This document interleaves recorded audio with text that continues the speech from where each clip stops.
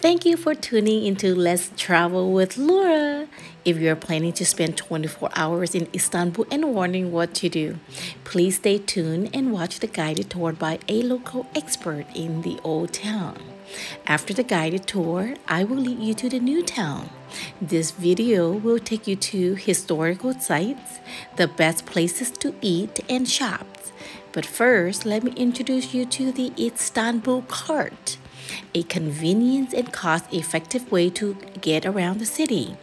Although I mostly walked to most places in old and new Istanbul, having an Istanbul cart can make your transportation easier and more affordable. One Istanbul cart can be shared by multiple people, so you don't have to buy individual carts for each person. Now let's start our tour. Istanbul, today we are touring the old town. Since 2004, I am working as a tour guide. So today we are going to see the old part of Istanbul, Sultan Ahmet area, we say for this area. Historical part of Istanbul. First visit going to be Hippodrome, the main building of Constantinople. Are you ready? Are you excited? Woo! Yeah. Let's start with that.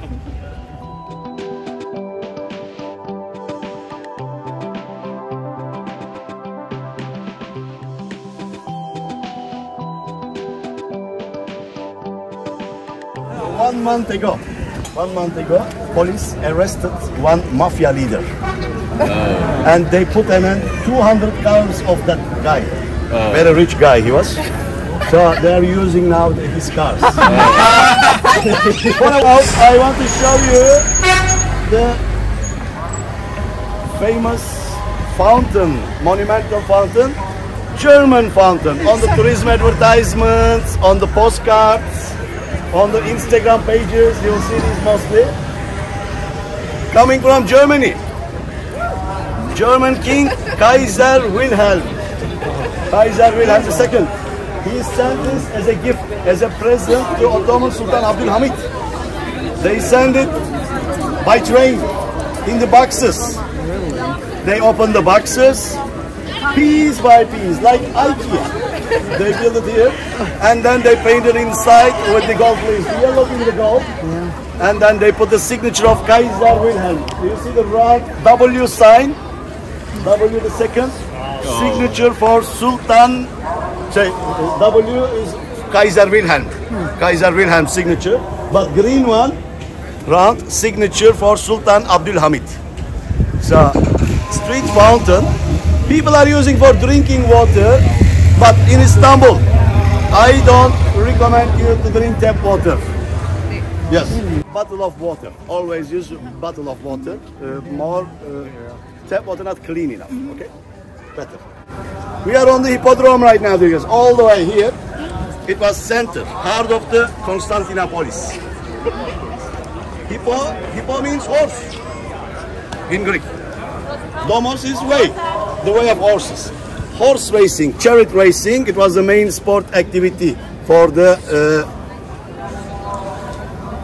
Roman Empire, for the Byzantine Empire.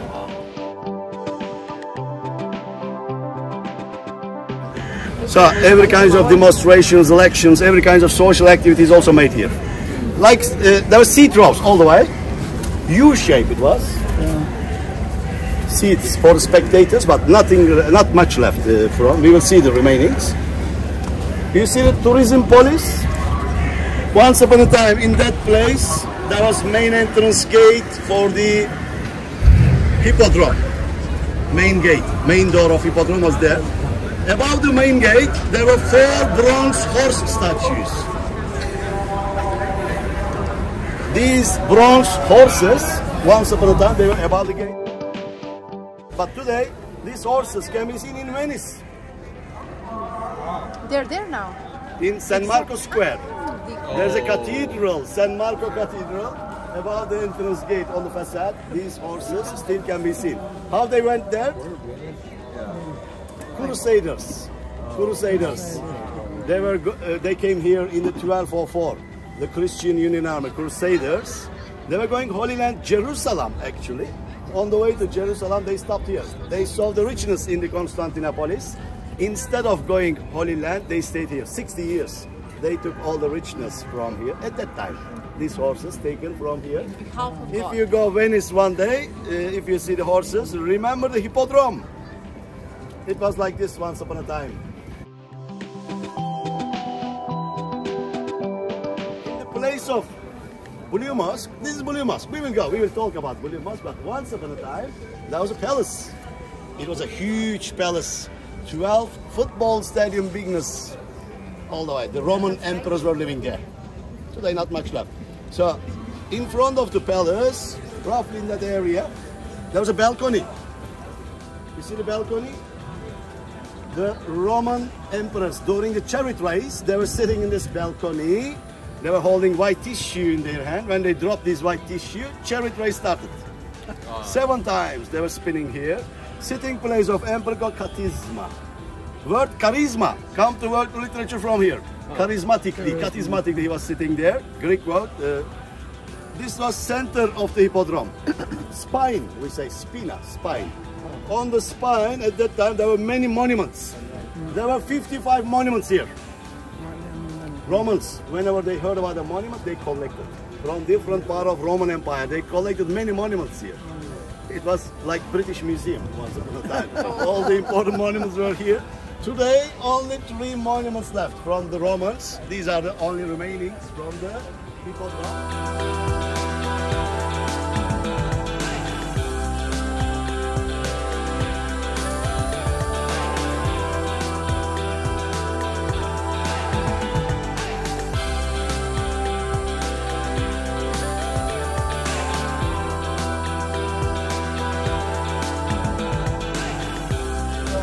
Demonstrations happened here as well.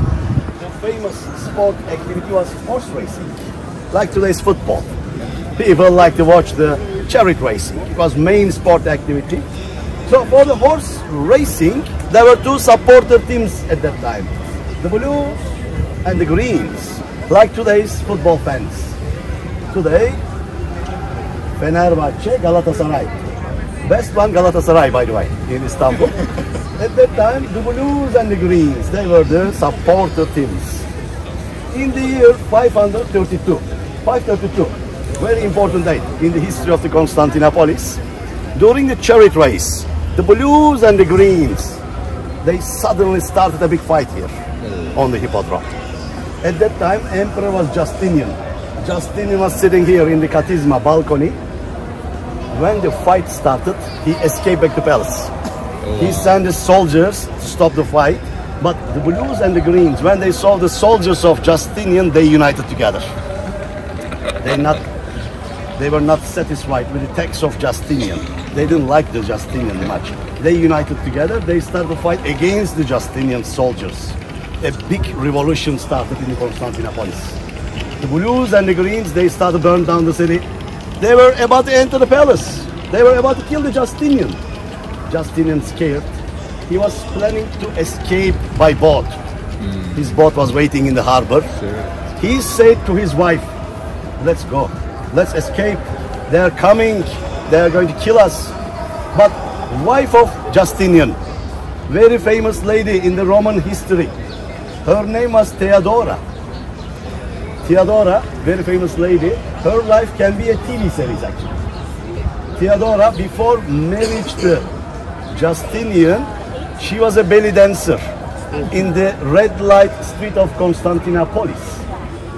1,500 years ago, there was a red light street here, like Amsterdam. The name of the red light street was Pornia Street. So Theodora, she was very beautiful lady in the Pornia Street. She managed to marry with Justinian, managed to become empress for the palace. Can you imagine such a career? Can be TV series, right? So, Pornia Street. Any word coming in your mind? Pornography, porno. Come to world literature after that street's name. It was such a famous street at that time. Pornia. Pornography comes after that street's name actually.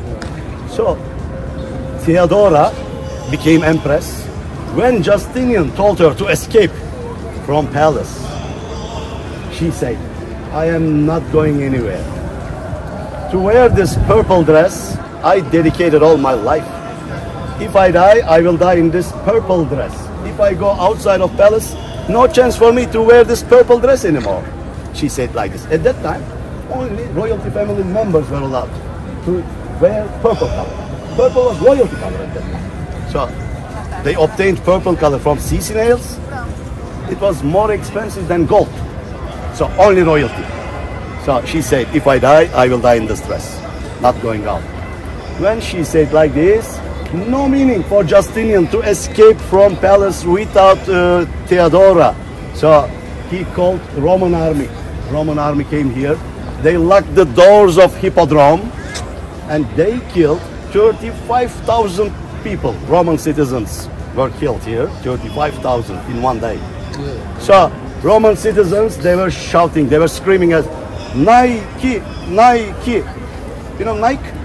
Just do it means victory in Greek language. So they were shouting victory, victory, Nike, Nike. That's why this revolution, known as Nike Revolution, one of the biggest revolution for the world history, happened here. 35,000 people died. Victory. Right. In one day, right? In one day here, just in arena here, in Hippodrome, 35,000 people died. Justinian, after Nike revolt, he wrote a book. The name of the book is The Law System. System of a law.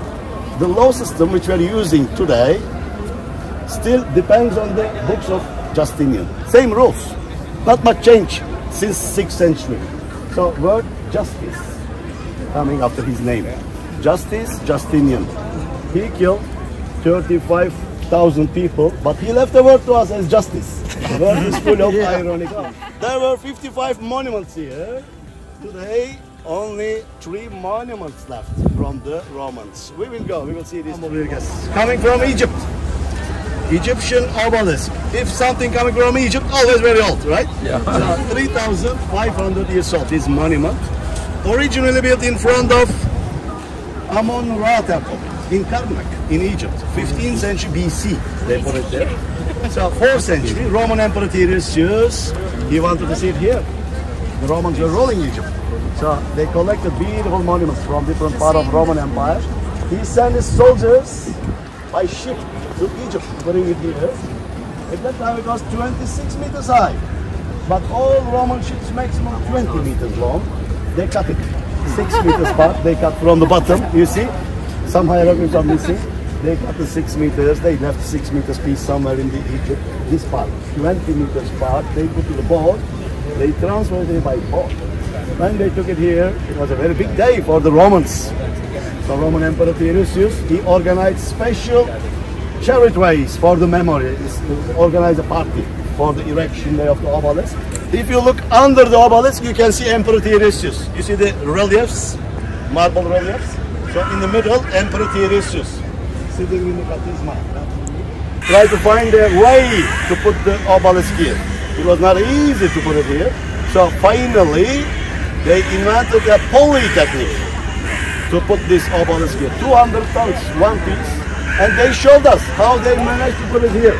Let's go and see how they managed to put it here. Have an idea about the obelisk. Look this way down, you can see how they managed to put the obelisk here. They showed us actually, because it was a big invention. You see the obelisk still on the ground. So today's level, 4th century level. Archaeologists, they left around the 3 monuments on purpose actually, to show us which is original level, which is today's level. Every old city like this. So people were looking from down this way at that time, 4th century. Today we are seeing.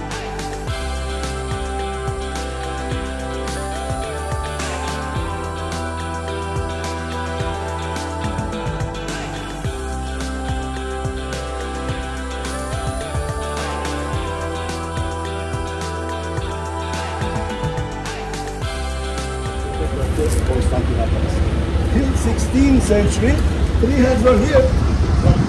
In the 16th century, during the Delphi, Greece, Delphi, Apollo temple, very famous temple at that time. 31 Greek cities, they made a war.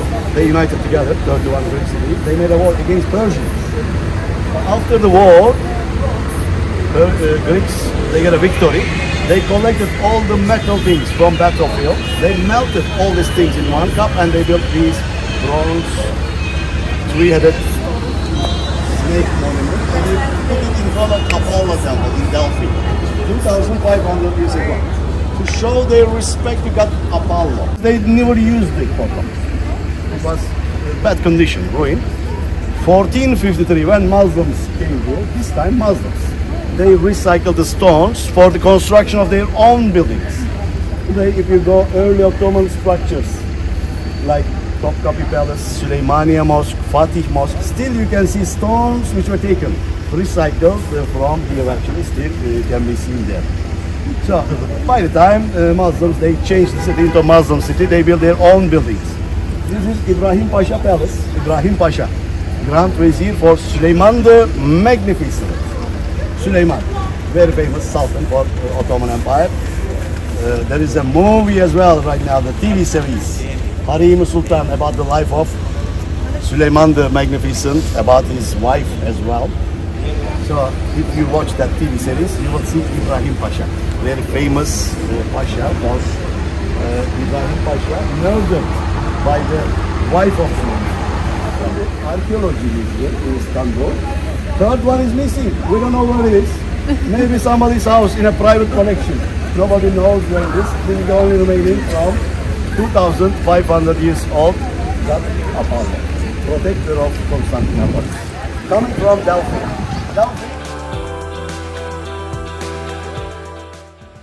Istanbul, the largest city in Turkey and the fifth largest city in the world by population, is considered European. Yet it occupies two different continents. One part of Istanbul lies in Europe and the other part lies in Asia. Istanbul's European part is separated from its Asian part by the Bosphorus Strait, a 31-kilometer-long waterway that connects the Black Sea with the Sea of Marmara and forms a natural boundary between the two continents. This golden horn, easily you can identify the map of Istanbul. Bosphorus, 32 kilometers long natural canal, natural strait, connecting Marmara Sea to Black Sea, but separating two continents, Asia and Europe. This two is Europe, this is Asia. We have also a natural bay called Golden Horn. Golden Horn separating European side of Istanbul into two parts, Old Europe, New Europe. Old Europe, New Europe. So we are in the Old European side of Istanbul right now. Hippodrome, Blue Mosque, Hagia Sophia, Topkapi Palace, Sultan's Palace. When we go Eminönü Square, Spice Bazaar, you will see beautiful panoramic view of Istanbul. So you can figure out where we are in the city actually. But from now on will be crowded. Please take care of your belongings, camera, telephone, bags. I don't say anything will happen, don't worry. Istanbul's safe when you compare to other big cities. The Blue Mosque, also known as Sultanahmet Mosque, is named after its blue interior tiles, which attract many tourists. So because these are the ablution fountain. Ablution means washing. Muslims washing 7 parts of their body before each prayer. 5 times a day Muslims praying. So early in the morning, in the afternoon, at noon, in the early evening. At noon, in the early evening and at night. 5 times a day. Before each prayer, they need to wash 7 parts of their body. Hands, mouth, nose, face, arms, ears and feet. So these are always in use. This mosque is still in use, so these fountains also in use 5 times a day. We have more than 3,000 mosques in Istanbul. Each mosque has got a minaret, towers called minaret. So they use these minarets at that time for call to pray. Before each pray, 5 times a day, you can hear one announcement coming from the mosque. Call to pray, ezan we say for this. So at that time, the priests, they were going up to balconies, they were making this call to pray. So this mosque has got 6 minarets, 3 on this side, 3 on the other side. 6 minarets, 16 balcony. So 16 priests at the same time, they were going up to balconies, they were making this call to pray at the same time, loudly. Today they use microphone. They don't go up the balconies, which is easier for them actually. But still live, not recorded. 5 times a day, still live, Imam doing this. So these minarets, by the time, became symbol for the mosque architecture. By looking numbers of minarets of a mosque, you can have some idea about the mosque actually. If you see a mosque with 1 minaret, that means that mosque built by citizens. People collected money in their area, they built a mosque, single, 1 minaret. If you see a mosque with 2 minarets, that means that mosque built by someone from the royalty family. Governor, general, admiral, mother, daughter of sultan, if they built a mosque with 2 towers, 2 minarets. If you see a mosque with 4 minaret, that means that mosque built by sultan, sultan himself. That was tradition in the Ottoman Empire. So, sultan mosques mostly built with 4 minarets. This is also sultan mosque, built by Sultan Ahmed. But Sultan Ahmed wanted to build best of best. Opposite Hagia Sophia. You see Hagia Sophia here? He wanted to build a monumental building. That's right, he built it with the 6, not 4, 6 minarets. When it became with the 6 minarets, people in the Holy Land, Mecca, they get angry to Sultan. Mecca, Medina. Today in Saudi Arabia, but it was Ottoman land till 19th century. So people in the Holy Land, Mecca, they get angry to Sultan. They said, my dear Sultan, why you build a mosque in Istanbul with 6 minarets? Holy Mosque, Masjid Harem at that time has got 6 minarets. How is possible? They became equal, but Holy Mosque must be more important, right? So Sultan sent his soldiers to Mecca. They added 1 more minaret. So 7th minaret of Masjid Harem, added by Sultan Ahmed after construction of Blue Mosque in the 17th century. So 19th century, Ottoman Empire lost the control of Mecca, Medina. Saudi Arabs, they get the control.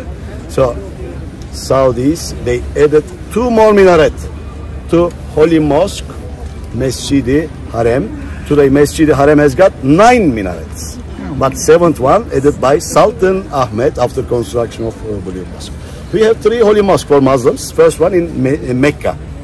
While Muslims praying 5 times a day, they face Mecca direction, the Masjid Harem direction. Inside the Masjid Harem, in the courtyard, there is a Kaaba, the cubic building. The Kaaba is where we are facing actually 5 times a day. It is a accepted house of Abraham. We are facing that one actually. How we find the direction of Mecca? Inside the mosque, easy. Because indicated inside the mosque. But Muslims can pray anywhere. If you are praying outside, how you find the direction of Mecca? With iPhone. Very easy. But at that time, they were looking the doors of minarets. You see, each balcony, there's a door. So these doors built to the direction of Mecca. So Muslims, if they go a different city, if they don't know the direction of Mecca, they look at the doors of the minarets to find the direction of Mecca.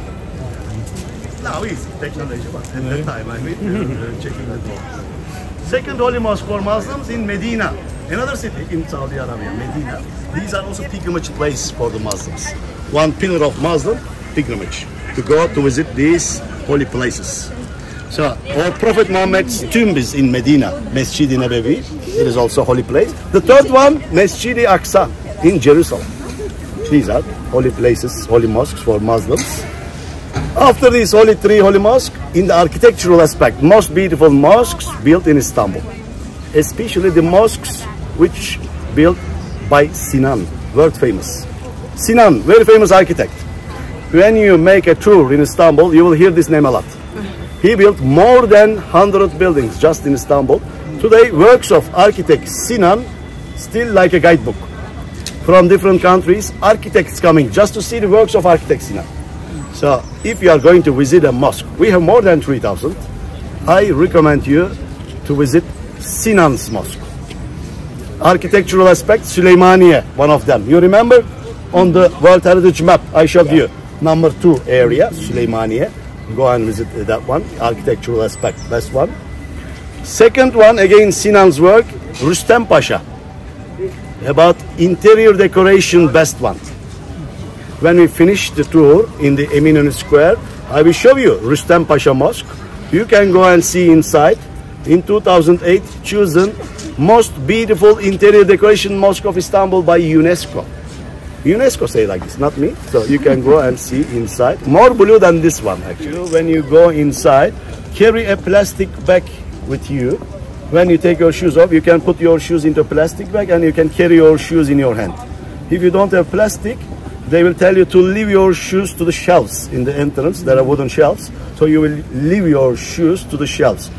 If you don't have plastic, they don't let you to carry in your hand because some dust can fall down to the carpet. So sometimes when you leave your shoes to the shelves, when you come out, maybe shoes can be lost. So it is possible. Very crowded, very busy. Better to carry a plastic bag with you before entering these kinds of busy. Color means something Blue special? and green is a special color for Muslims actually. In the Quran, blue and green depicted the colors of paradise, heaven. So mostly green and blue used in the interior decoration of the mosques. These are also relaxing colors. So more blue, more Blue luxury. and green. We have green as well. If you go Bursa, for example, first capital for Ottoman Empire, 3 hours far away from here, there are green mosques. Just dominant color green. In mosque decoration, you never see a face. Never see pictures. Always floral and geometrical motifs and calligraphy writing, artistic Arabic writing called calligraphy. Some passages from Quran, dua we say, written in these artistic writings. So blue and green is colors of paradise. That's why mostly preferred green and blue. Mimar Sinan was mentioned by the guide. He is considered the greatest architect of the classical period of Ottoman architecture and has been compared to Michelangelo, his contemporary in the West. Sultanate passed from father to son. When Sultan died, eldest brother became next Sultan. When eldest brother became next Sultan, they killed younger brothers. They have to kill. That was rule like this. They killed younger brothers. So Sultan Ahmed, he was number 14 among the 36 sultans. When he became sultan, he was 14 years old. 14 is a special number for the sultan actually. He was 14 years old, number 14 in the dynasty among 36 sultans, and 14 years stayed on the throne. When 28, he passed away.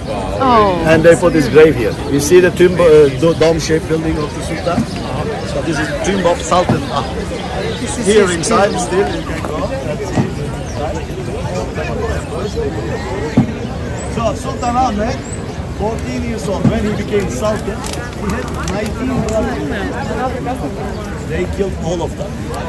They have to kill. That was rule. Yes. So it was very sad day. Sultan Ahmed, he changed this rule. He said, from now on, we are not going to kill our younger brothers.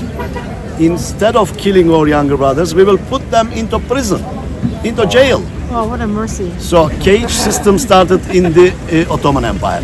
The younger brothers, they were living in the cages. They get all the luxury, but no freedom. So when the cage system started, system changed. Sultanate passed from elder brother to younger brother instead of father to son.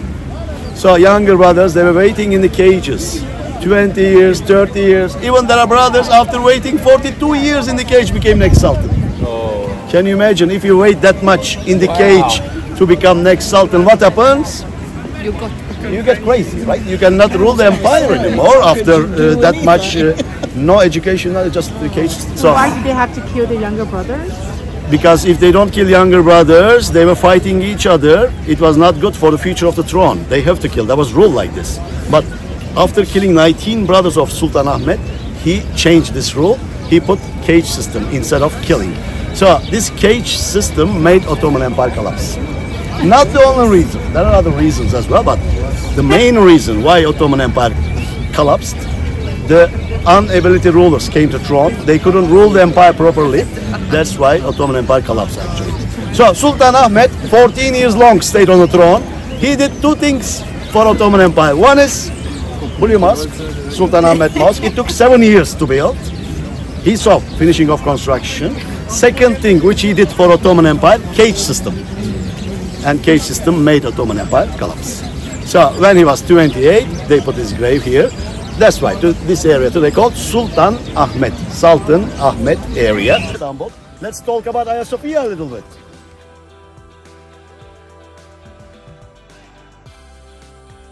Biggest building of Christian world, headquarter church, and he ordered 2 mathematicians to build this. 532 after Nike revolt, construction started. 537 finished. Can you imagine? Just in 5 years.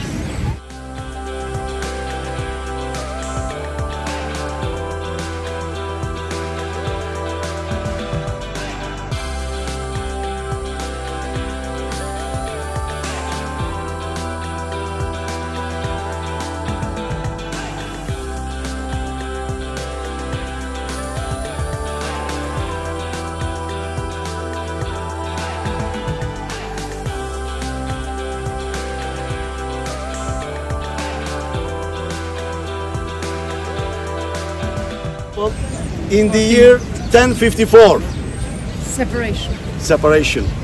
The patriarchs inside Hagia Sophia during the meeting, they get angry each other. They excommunicated each other from religion. So for the first time, Orthodox and Catholic separation done here in this building in the year 1054. That's why very important in the history of the Christianity as well. 1453 Muslims came here, Ottoman Empire. You remember Sultan Mehmet, Fatih Sultan Mehmet. He was very wise sultan actually. Soldiers, Ottoman soldiers, they were about to break it down. But wise Sultan Mehmet, he said, no, you are not going to break anything. You will change it into mosque. So with the order of Sultan, they converted building into mosque. They added minarets on 4 corners. They removed the cross. They put Islamic Christian. And inside on the wall there were mosaics for the Mother Mary, for the Jesus Christ. But in Muslim religion cannot be face, cannot be images, you know. So soldiers, they were about to break the mosaics inside. Wise Sultan Mehmet, he said, no, you are not going to break anything. One religion respect to another religion, you will cover them. So they plastered, they covered all the mosaics. 500 years they use it as a mosque. 1923, when the new Turkish Republic was founded, converted into a museum. Archaeologists came here from UNESCO. Archaeologists, they removed these plasters and they found the mosaics. Wow. So mosaics stayed well preserved. 500 years under this plaster. So Sultan's order protected these mosaics actually. 500 years stayed as a well preserved. 87 years it was museum, but 4 years ago, our president said this building has to be mosque again. Right now, half mosque, half museum. Upper gallery, museum right now. For tourists open. The lower part, mosque. For the Muslims. Turkish people can go for pray. So, to go upper gallery with ticket, 25 euro. For Turkish citizens with the ID card, for free. I recommend you Cağaloğlu Turkish bath. Cağaloğlu. Why I recommend you this? There is one magazine. 1001 place to see before you die. They listed 1001 place to see before you die. From all around the world they made this list. From Istanbul, only one Turkish bath in that list. The name is Cağaloğlu. If you go that one, you can put a tick. 1001 place to see. Yeah. One of them you can see. And why is Cağaloğlu is better than this one? Why did you pick that one? Must be better. Cheaper. Cheap and expensive relative word actually. This is 300 euro. Cağaloğlu 60 euro. You decide expensive or cheap. But 60 choice available right now in Istanbul about the historical Turkish bath. Price is starting from 10 euro, goes up 300 euro. This is 300 euro. What is this called? This is Hürrem Sultan Turkish bath. Oh. Hürrem is the one, the magnificent. She built this hammam. That's why people after watching that TV series, they want to go to Hürrem's. That's why prices became more expensive.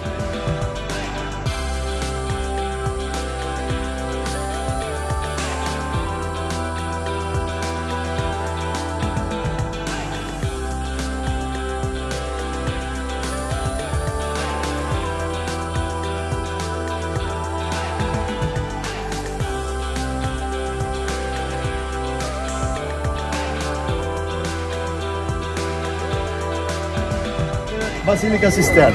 You see the entrance gate? Yere batan sarnıç, we say sarnıç. Sarnıç means underground water tank, cistern. Romans, they carried water with aqueduct, 21 kilometers far away, fresh water from river.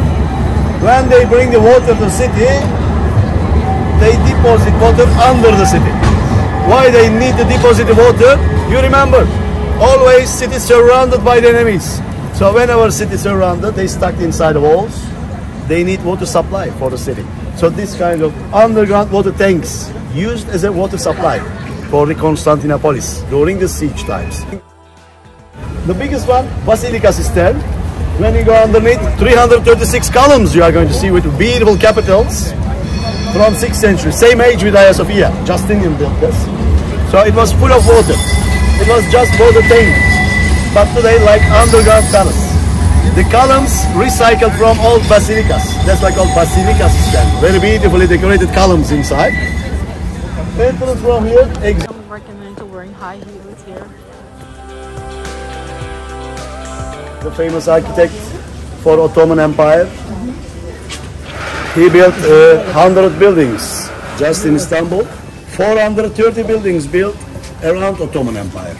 The works of him like a guidebook. Students also famous built Taj Mahal, you remember?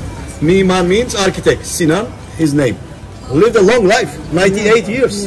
And built many buildings. This madrasa built by him. Madrasa means school. Each room was a classroom. Right now, art gallery. Artists, they are making artworks. Very peaceful place. Later, in a sunny day, you can come. You can order your coffee. Very small cafeteria over there. You can read your book. In the city, far away from the chaos of the city. It can be a cool place actually. Later, keep in your mind. Now we will I will show you in that restaurant street.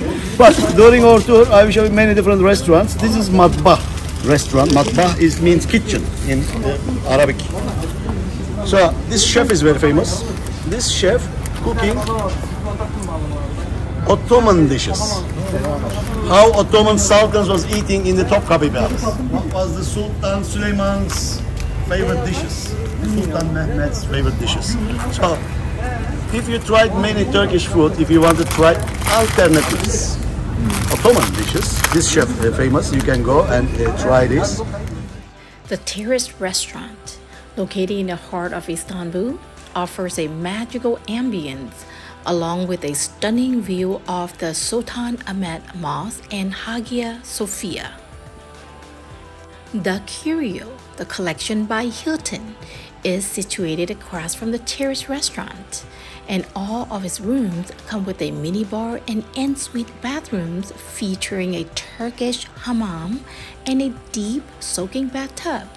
If you're not planning to stay in this hotel, you can still enjoy their other services, such as dining at Sophia Garden or trying out their Citern Spa. Between Hagia Sophia and Topkapi Palace, this narrow tree-lined street is a 10-minute walk from the traditional shopping district of Grand Bazaar and Spice Bazaar. The street is famous for its historical houses that are decorated with beautiful flowers and their refreshing smell. The Roman Citern on the street was just passed by, which is a perfect example of Istanbul's mix of a timeless journey. Topkapi Palace, or the Canyon Gate, in its literal meaning, was one of the largest palaces of its era, and for 400 years, it was the political center of the Ottoman Empire that dominated over 3 continents. Mehmed the Conqueror built the palace in 1453 and lived here until 1481. Subsequent sultans lived here until the 19th century. The Fountain of Sultan Ahmed III is outside the Imperial Gate. The main ticket office is in the first court.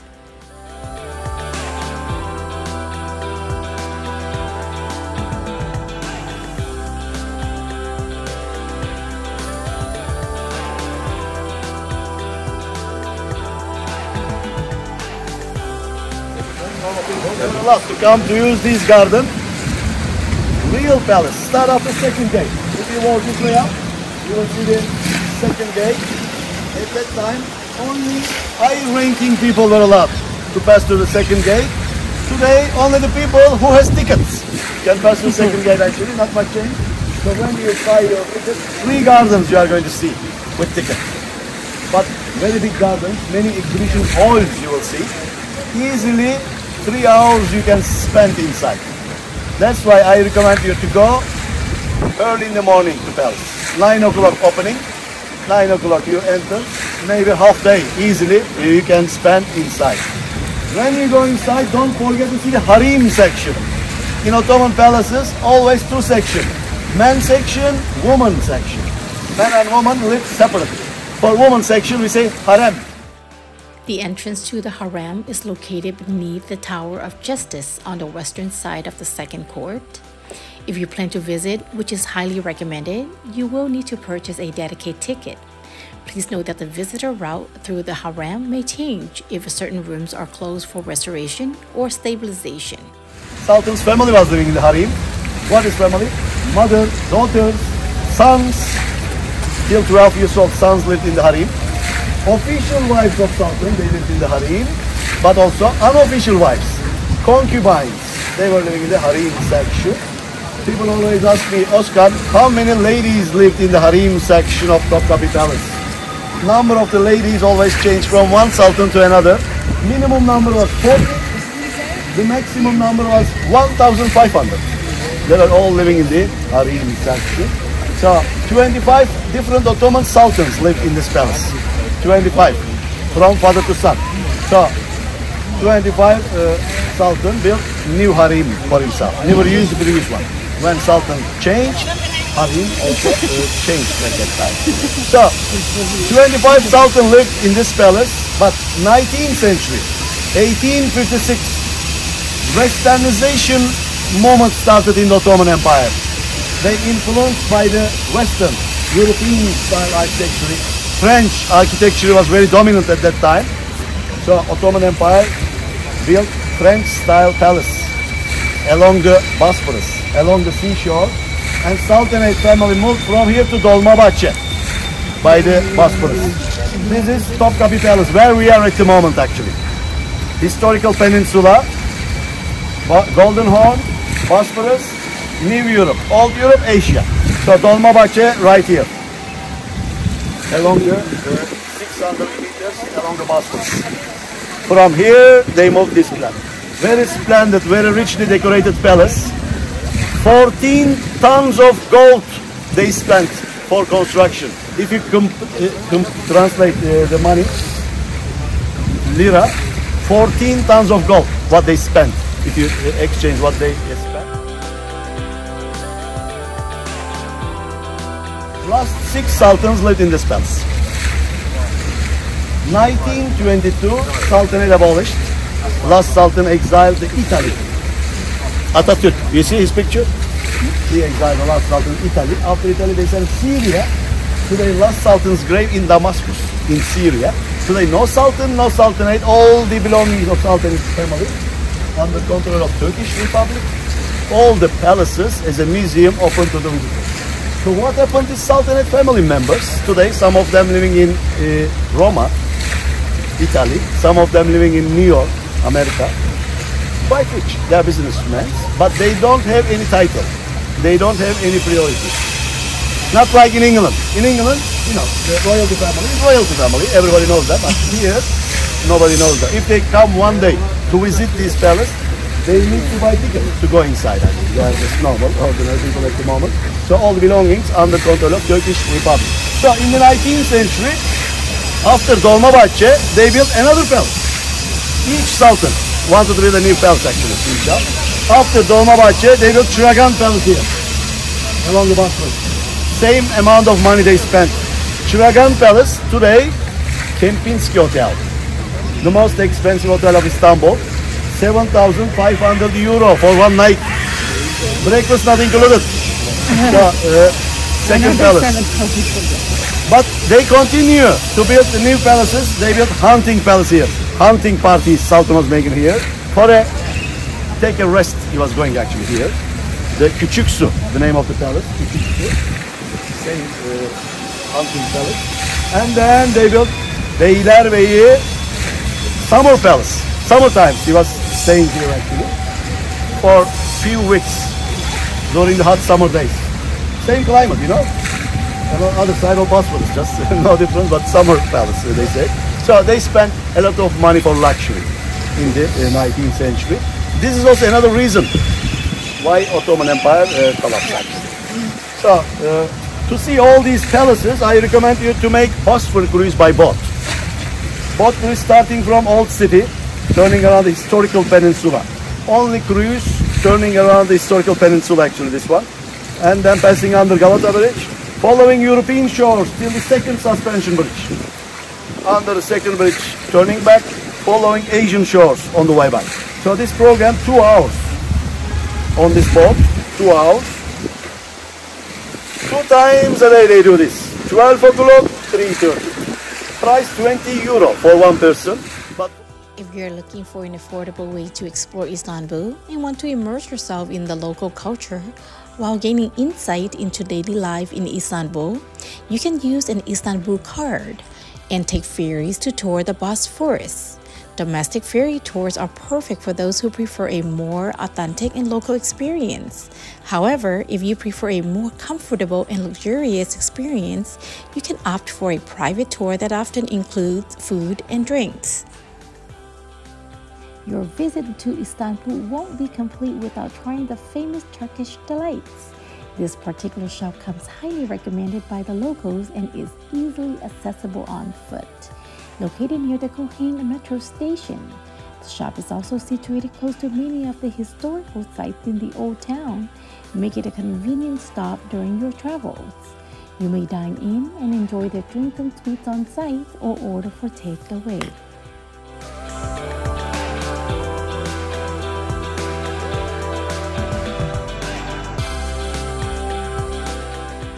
This is an old-fashioned Turkish restaurant where you sit on the floor cushions and eat at the low tables. The interior design creates a cultural atmosphere.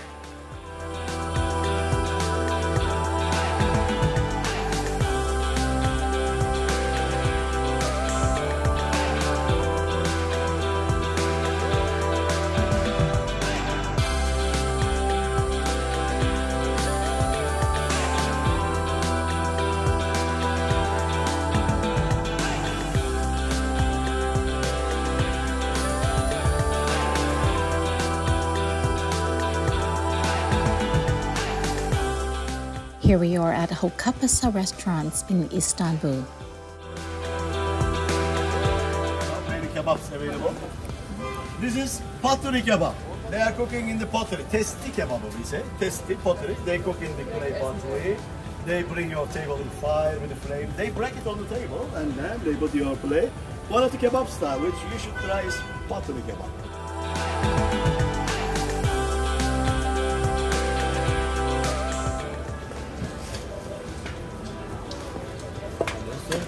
Hey, how are you, sir? Do you want to eat something here? No, maybe later. Where are all the Turkish beer and wine? So what do you have here? In Istanbul, Sirkeci place, and then we have hot kebab, we have everything, we have nice kebab. Like this one is Sirkeci pork. I come back. Dishes, very famous mother dishes. Different soups you can try. Eggplant, very famous in Turkish culture. Mother's cooking a lot of eggplant dishes. This one you should try. Yarık, musakka, imam bayıldı. These are all eggplant dishes. Okay. What else you can try? If you are vegetarian, try this one. Çiğ köfte, red rice. Çiğ köfte for vegetarian. Iskender kebab, very famous. Alexander kebab, very famous. Try that one. Has many different type of kebabs available. Iskender is a good one. Alexander. Meze, starters, tapas, appetizers, very famous. Dolma, you should try. Grape leaves with rice inside. And then ravioli. The most famous, mantı, we say, mother cook, mantı. You should try this one as well, mantı, going back to your country. But if you say, Oskan, where we can try the best mantı in Istanbul? My mother's house, the best one. This is the second one after my Second mother. one from India. See you.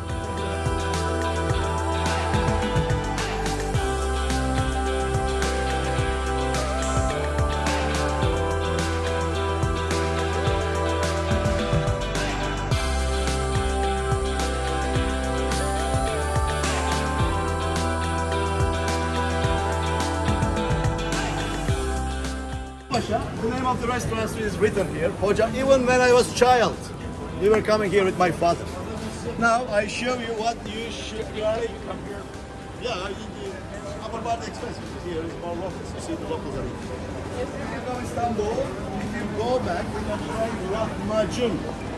That doesn't mean it's awesome. You should try it. This tiny bread with minced meat on it. They got vegetables. You small. You eat it this way. Lahmacun. Not Caesar. Try it. Looks like pizza. So, when you eat lahmacun, you drink ayran. Ayran, yogurt drink. From Turkey, everyone. I see yogurt drink. And you should try the yogurt drink. And then you like kebab. Adana kebab, Urfa kebab. These are the most famous kebabs.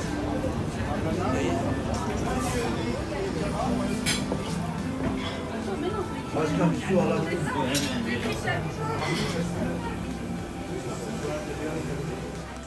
These historical restaurants, which are an important part of Anatolian food culture and keep traditional cuisine alive, please see the location on the screen.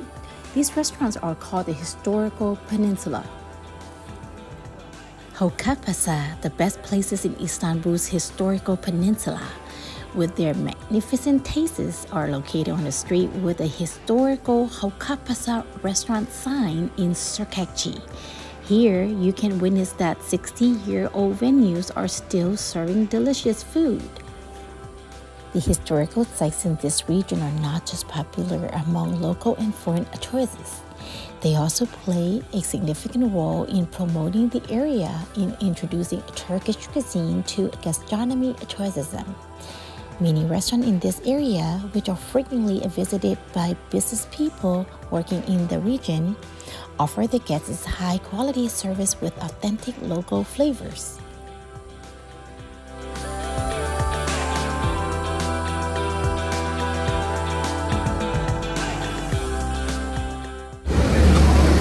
This is kokoreç, known as the drunk food in Istanbul.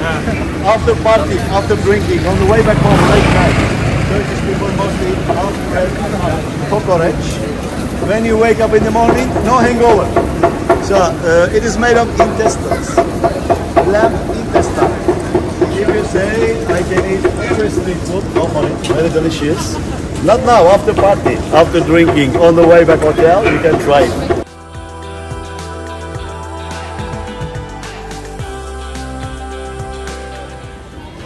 Hello, lady. Assalamu alaikum. Hello, how are you?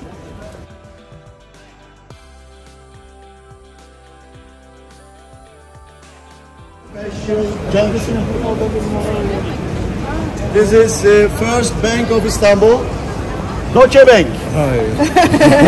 Germans built the first bank here, but already became hotel, Orient Bank Hotel. But this building used in many different movies, international movies they use it. That's why very famous junction here because of these architectural buildings. If you walk this way up, after 10 minutes, this street, if you walk up after 10 minutes, you will reach Grand Bazaar. Grand Bazaar, very big. 4,000 shops we have in the Grand Bazaar. Oh, that's the Grand Bazaars. This way uphill, 10 minutes uphill, Grand Bazaar. We have two Oriental Bazaar in Istanbul.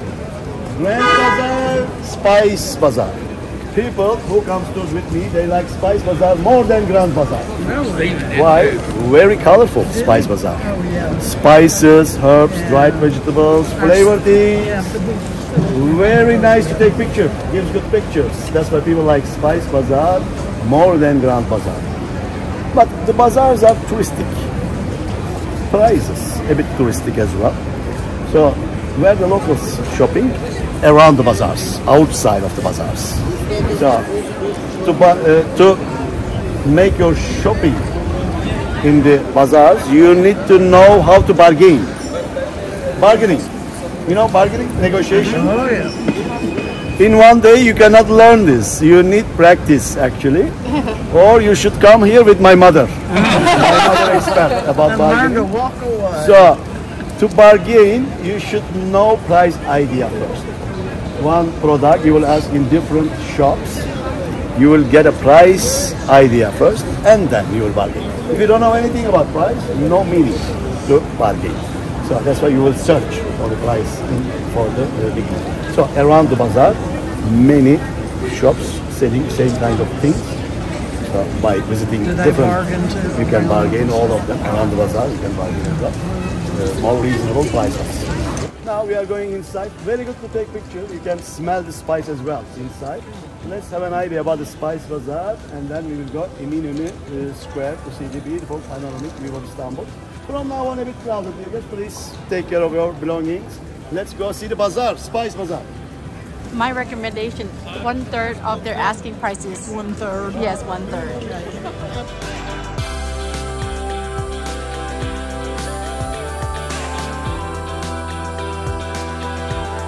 Egyptian bazaar. Why called Egyptian bazaar? Spices were coming via Egypt 450 years ago, 1664 construction time. That's right, through Egypt they took the spices called Egyptian bazaar.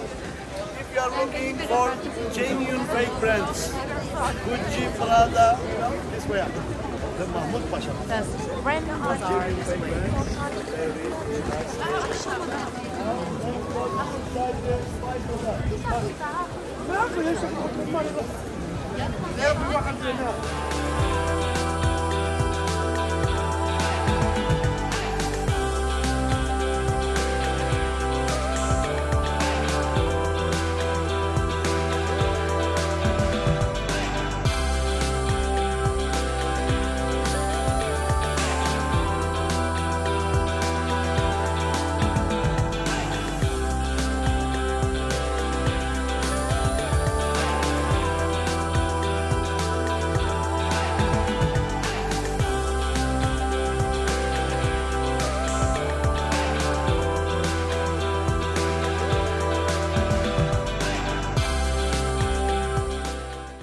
The shops surrounding Spice Bazaar are nice.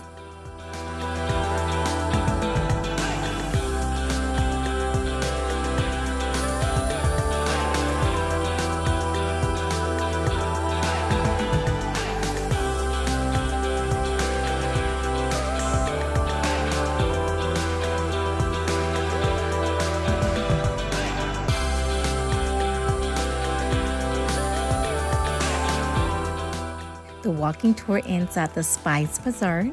From there, I will take you to the University of Istanbul, and we will cross the Galata Bridge to the new town.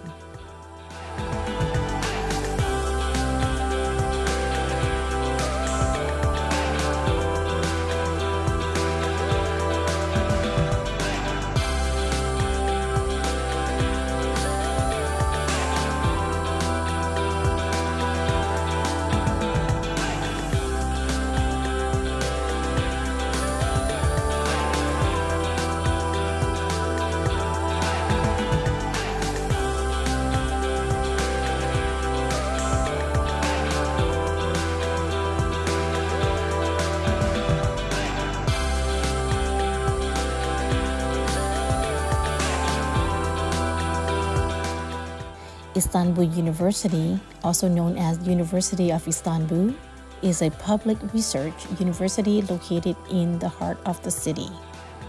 The university, founded by Mehmed II on May 30th, 1453. It was reformed in 1846 as the first Ottoman higher education institution based on European traditions. The successor institution, which has been operating under its current name since 1933, is the first university in modern Turkey. Let's take a peek at the university.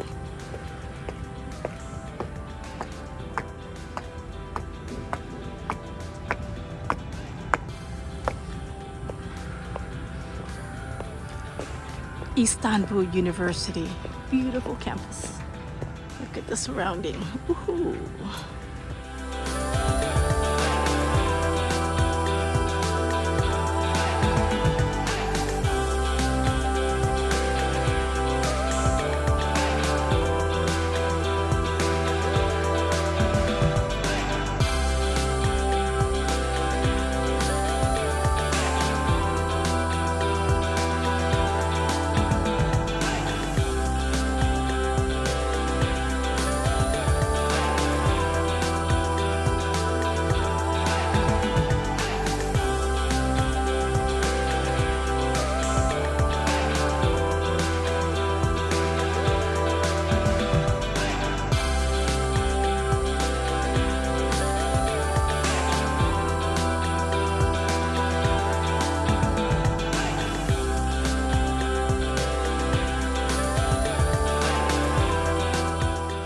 the local shops at the outside of Grand Bazaar.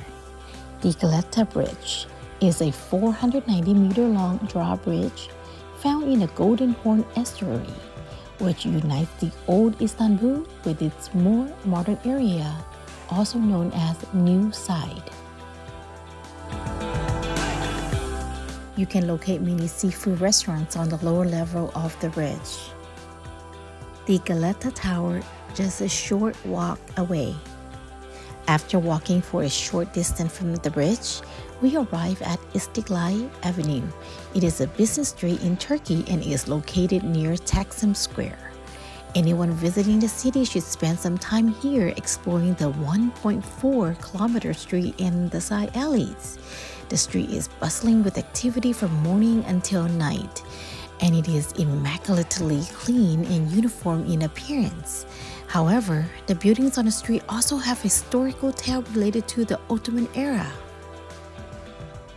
On Istiklal Avenue, you can find all kinds of shops, ranging from clothes, music, technology, home decor, and sports to perfumes.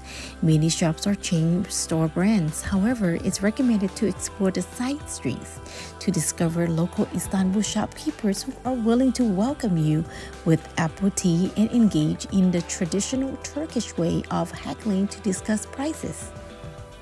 We ended our day in Istanbul by enjoying some afternoon high tea at a sweet shop that was located at the end of Istiklal Avenue near Sofitel Hotel.